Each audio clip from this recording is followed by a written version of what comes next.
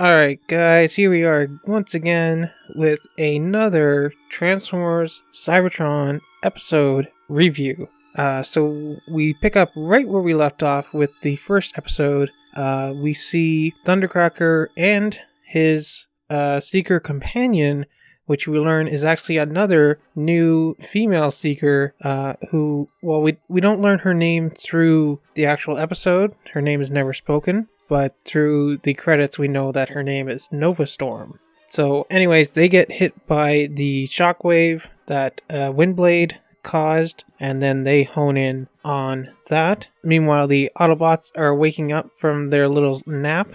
Bumblebee doesn't seem to want to trust Windblade, but they don't really have time for that because the Seekers have now arrived. Windblade shoots down Thundercracker, who then faces off against Bumblebee, and we finally get to hear Thundercracker's voice. So it's nice to know that he actually talks. And the voice is not bad. I'll take it.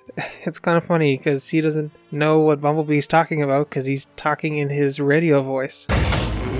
You filthy Autobot scum! Really? Because my friend's cousin's neighbor, totally saw you at the roller rink last night. I will destroy you for saying whatever you're talking about! But eventually we end up basically seeing where that second clip came from. The Seekers are crushed under a rock, and the Autobots go to the shuttle, where Windblade tries to do another mind meld kind of thing. Inside Bumblebee's mind, he can talk just fine.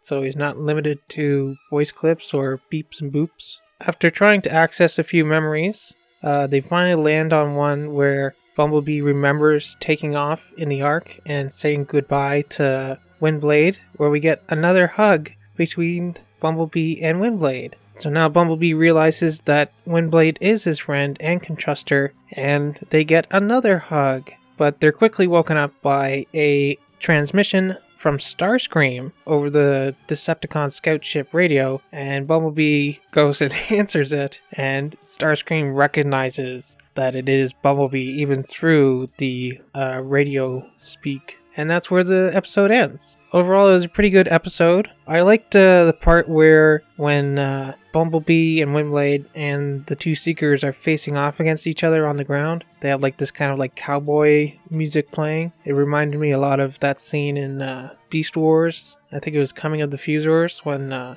they're all facing off against each other in that Old West kind of thing. I also like how they took a twist on Windblade's city speaker ability to basically say that she's got psychic powers. So she's kind of like the Jean Grey of the Autobots. But yeah, it was a fun episode, and yeah, not much else to say about it. Just that I can't wait until the next one. So until then, I'll see you guys next time.